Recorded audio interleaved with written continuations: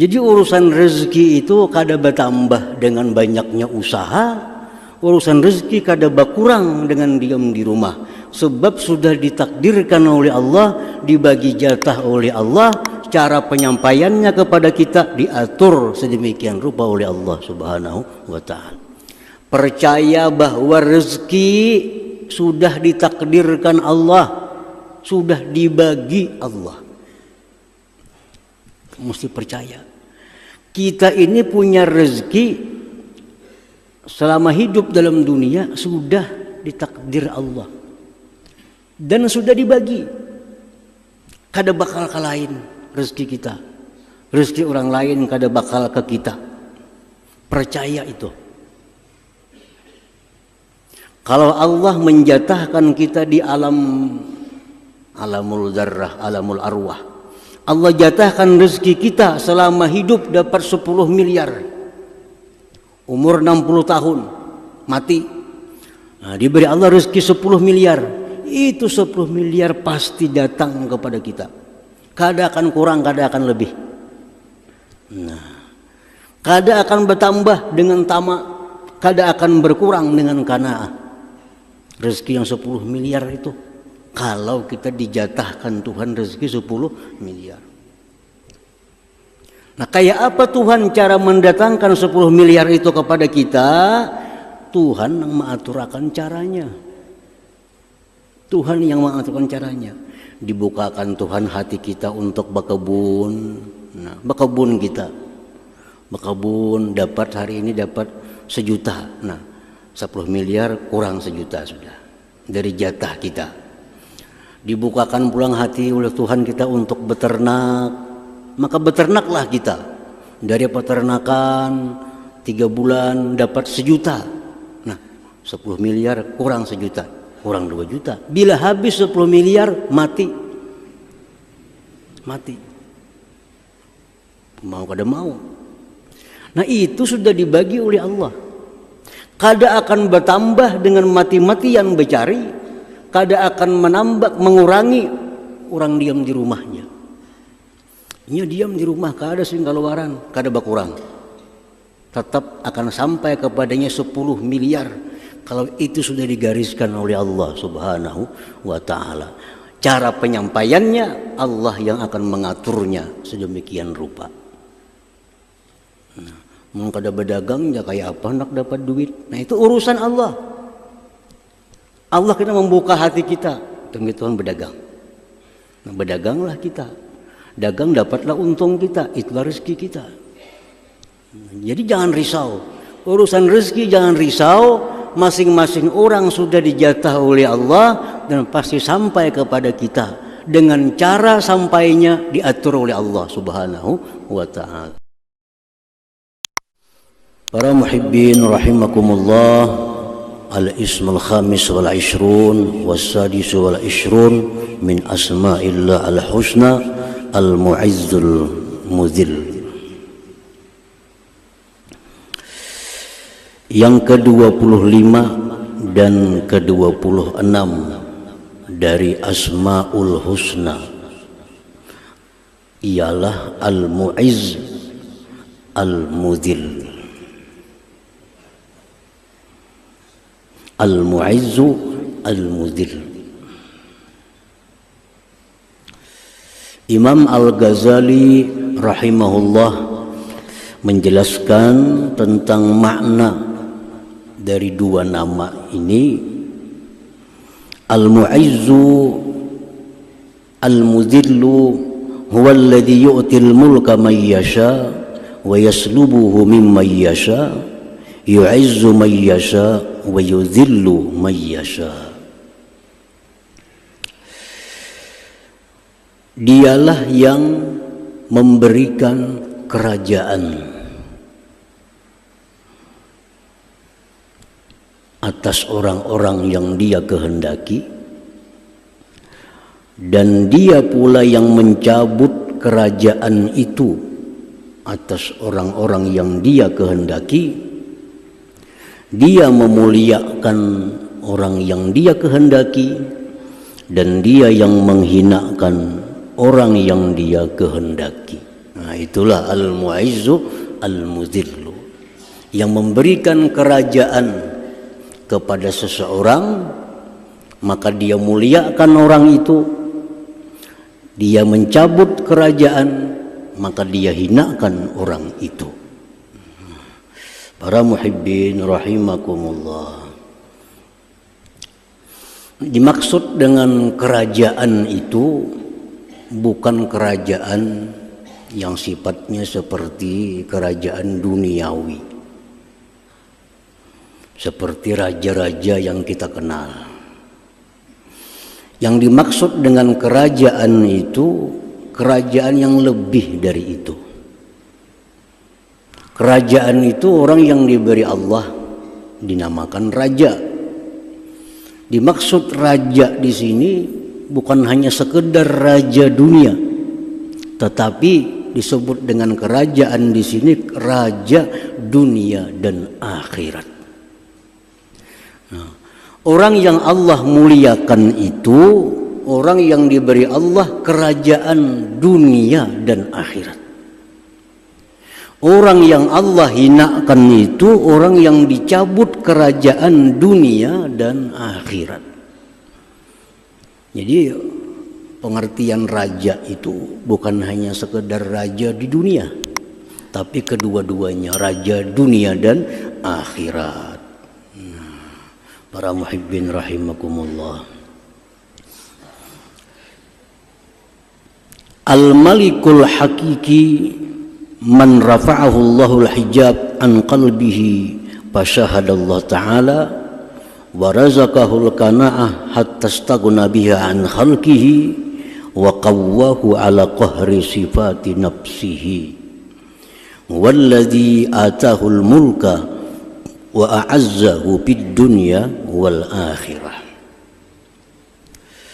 Nah, bagaimana orang yang diberi Allah kerajaan dunia akhirat ini? Orang yang diberikan Allah kerajaan dunia akhirat itu orang yang diberi Allah 3 hal.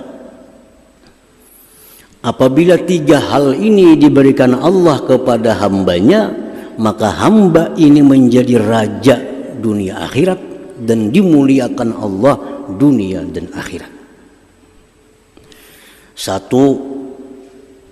Allah berikan dia rafa'ahul hijab an qalbi. Allah angkat dinding hatinya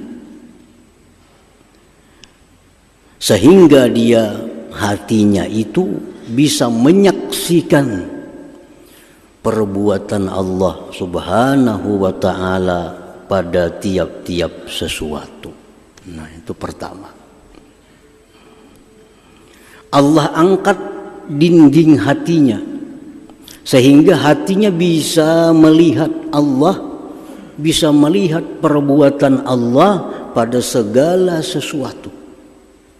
Dan perbuatan Allah itu tidak pernah sunyi daripada hikmah, karena tidak ada perbuatan Allah yang sia-sia. Nah, pertama itu. Selama ini kita memandang sesuatu itu manusia. Kita pandang mata itu manusia, pandangan hati pun itu adalah manusia. Kita melihat langit, mata kita melihat langit, hati kita pun melihat langit. Itu contoh hati yang terdinding. Kita melihat si fulan orang yang salih, hati kita pun melihat fulan itu orang yang saleh. Ini contoh hati yang terdinding. Allah angkat dinding itu. Lalu hati ini beda dengan penglihatan mata zahirnya. Beda. Begitu melihat orang yang taat kepada Allah, mata ini melihat bahwa itu orang taat kepada Allah, tapi hatinya melihat itu adalah ciptaan Allah Subhanahu wa ta'ala. Begitu mata ini melihat orang yang maksiat kepada Allah, hatinya melihat bahwa itulah ciptaan Allah. Nah, ini contoh hati yang sudah terangkat dinding. Melihat kambing, mata melihat bahwa itu kambing, tapi hatinya melihat bahwa kambing itu adalah ciptaan Allah. Nah, itu contohnya. Orang yang diberi Allah kerajaan dunia akhirat itu, pertama Allah angkat dinding dari hatinya, sehingga hatinya tidak melihat sesuatu selain Allah Subhanahu wa ta'ala. Walaupun matanya melihat macam-macam, tapi hatinya satu, itu ciptaan karya dari Allah Subhanahu wa ta'ala. Dan setiap perbuatan Allah tidak pernah sunyi daripada hikmah. Satu contoh tadi, kita melihat orang taat. Mata kita melihat Fulan bin Fulan saleh, takwa. Hati kita melihat bahwa itu merupakan ciptaan Allah. Ciptaan Allah. Hikmah yang diambil di situ satu, agar kita bersyukur kepada Allah Subhanahu wa ta'ala, diperlihatkannya orang yang saleh. Yang kedua, kita di situ berdoa kepada Allah agar jadi orang yang saleh seperti itu. Itu rahasia yang ada dalam setiap perbuatan Allah. Kita melihat orang yang maksiat, mata kita melihat Fulan minum arak, kita melihat Fulan berbuat maksiat, hati kita mengatakan bahwa itu adalah ciptaan Allah. Hikmah di situ apa? Hikmahnya kita bersyukur tidak dijadikan seperti orang maksiat. Dan lagi itu orang maksiat jalan pahala bagi kita. Apa pahalanya? Kita disuruh untuk beramar ma'ruf nahi munkar. Nah, itu hikmahnya. Jadi orang yang terdinding hatinya selalu melihat mata dengan hati sama. Kalau terdindingnya dinding diangkat oleh Allah, matanya melihat ini tapi hatinya melihat itu merupakan perbuatan dari Allah Subhanahu wa ta'ala. Perbuatan Allah tidak pernah kosong dari hikmah yang kembali kepada kita. Jadi melihat orang maksiat, Fulan maksiat, itu mata zahir. Hati kita melihat itulah perbuatan Allah. Hikmah dari perbuatan Allah, satu, kita bersyukur karena dibikinnya maksiat. Kita bersyukur karena dibikinnya sepertinya yang maksiat. Dan itu orang maksiat jalan pahala kita untuk beramar ma'ruf nahi munkar. Nah, itu pertama. Kalau hati kita ini sudah diangkat Allah dinding itu, kita sudah dapat sepertiga kerajaan dunia dan akhirat. Melihat Fulan bin Fulan, hati ingat itu merupakan perbuatan Allah. Melihat gedung, melihat langit, bumi, selalu hati kita melihat itu merupakan karya dari Allah Subhanahu wa ta'ala. Nah, para muhibbin rahimakumullah. Yang kedua, orang yang diberi Allah kerajaan dunia akhirat itu orang yang diberi Allah qanaah. Qanaah ini artinya tarakut tasyawwub bil ilal mafqud wal istighna bil mawjud. Qanaah itu artinya tidak ingin kepada yang tidak ada, merasa cukup dengan yang ada. Nah, itu qanaah. Diberi Allah harinya rezeki 100.000, cukup. Kadang mengingini hari ini dapat 200. Diberi Allah hari ini rezeki 50.000, cukup. Kadang mengingini hari ini hendak dapat 100.000. Apa yang diberi Allah kepadanya dalam masalah rezeki, dia merasa cukup. Nah itu qanaah. Kalau orang yang kadang merasa cukup, itu tamak. Lawannya qanaah. Dapat rezeki hari ini 1 juta, wah masih kurang, mestinya 2 hari ini. Dapat rezeki 2 juta, oh mestinya hari ini 5 juta. Nah itu orang tamak. Begawi, bekerja, dapat untung. Sebulan bekerja dapat untung 1 juta rupiah. Bah, ini musinya sebulan ini 5 juta paling gak ada. Kenapa 1 jutaannya dapat nih? Nah itu tamak. Kalau orang qanaah bekerja sebulan hasilnya dapat 1 juta, cukup. Inilah sudah yang diberikan Allah Subhanahu wa taala. Nah itu qanaah. Nah qanaah ini berlawanan dengan sifat asli manusia. Karena sifat pembawaan manusia itu tamak. Untuk bisa qanaah, merubah tamak menjadi qanaah, itu perlu ilmu, perlu latihan. Kada bisa orang hidup timbul jadi qanaah.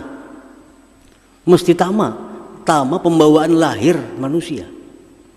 Begitu orang lahir, ini kanak-kanak sudah tamak. Tambah gana, tambah tamak, tambah besar, tambah tamak. Memang itu aslinya manusia. Nah kalau kada belajar, kalau kada mengamalkan amalan, sifat tamak terus menerus sampai mati. Nah mesti tamak itu diganti dengan qanaah. Qanaah merasa cukup dengan rezeki yang sudah diberikan Allah Subhanahu wa ta'ala. Nah para ulama menerangkan kepada kita supaya kita bisa qanaah, ini kayak apa caranya supaya bisa qanaah. Karena kalau kita dapat qanaah, kita dapat 1/3 kerajaan dunia akhirat. Ujar para ulama, supaya dapat qanaah itu yang pertama al-ilhah bid du'a. Sering-sering berdoa kepada Allah. Allahumma rzuqnil qanaah. Ya Allah berikan aku qanaah. Berikan qanaah.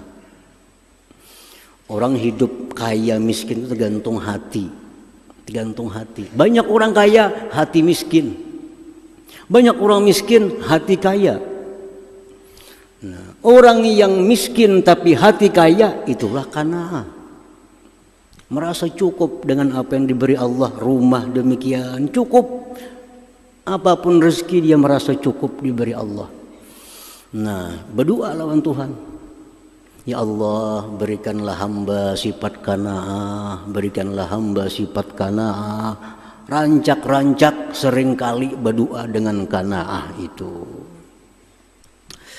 Nah kemudian lagi supaya kita bisa qanaah itu al-iman bi annal arzaq muqaddarah maksumah.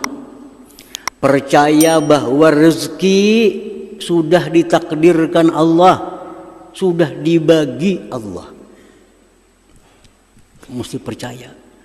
Kita ini punya rezeki selama hidup dalam dunia sudah ditakdir Allah. Dan sudah dibagi. Kada bakal ke lain rezeki kita. Rezeki orang lain kada bakal ke kita. Percaya itu. Kalau Allah menjatahkan kita di alamul zarrah, alamul arwah.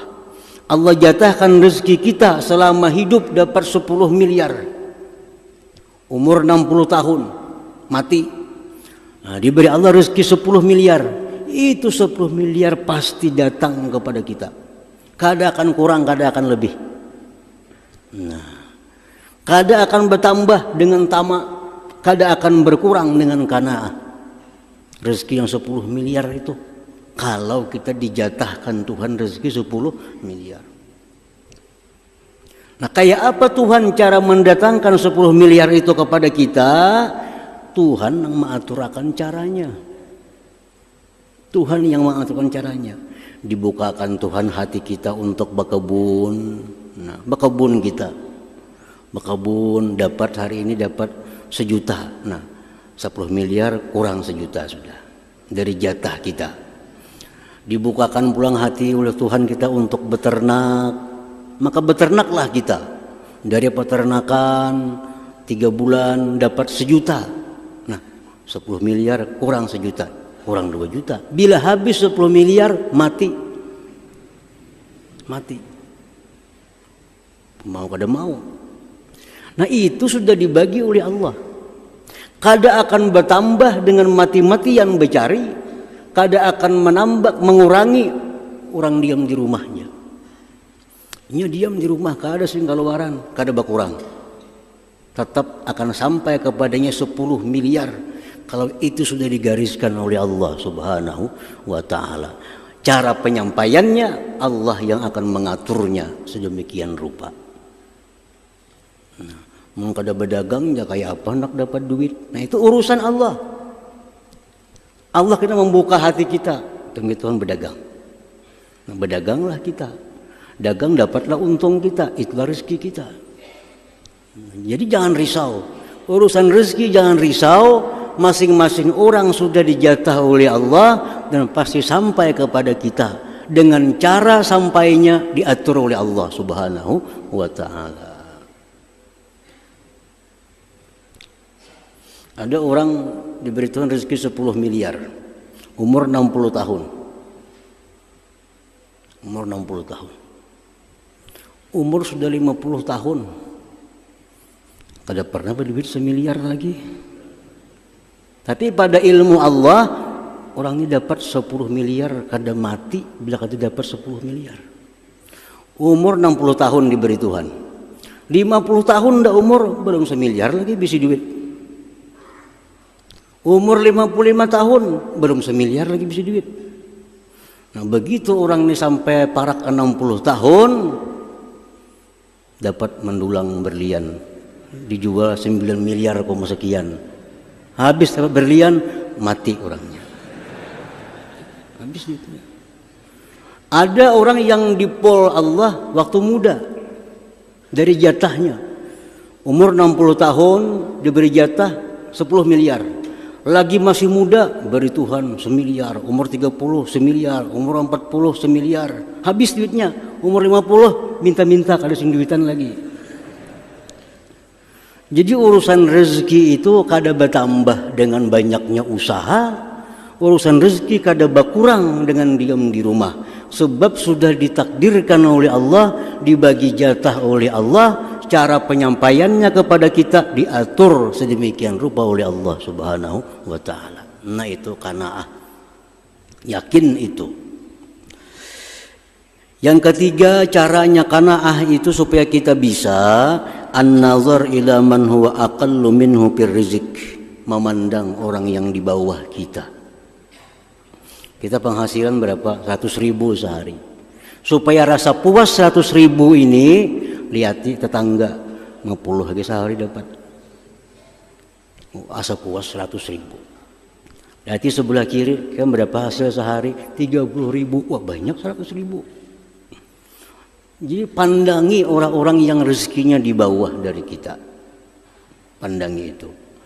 Kalau kita memandang orang yang rezekinya 1 juta, 2 juta, wah hidup kita kadang mau qanaah, selalu mencari hendak kaya orang itu. Jadi jar Nabi dalam sebuah hadis, unzuru ila man asfala minkum wala tanzuru ila man fawqakum. Pandang orang yang di bawah, jangan mandang ke atas, supaya hidup nyaman, supaya hidup tenang, supaya bisa qanaah.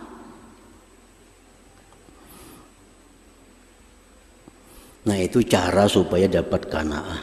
Nah, kalau sudah qanaah ini kita dapat, berapa diberi Tuhan hari ini, alhamdulillah cukup puas.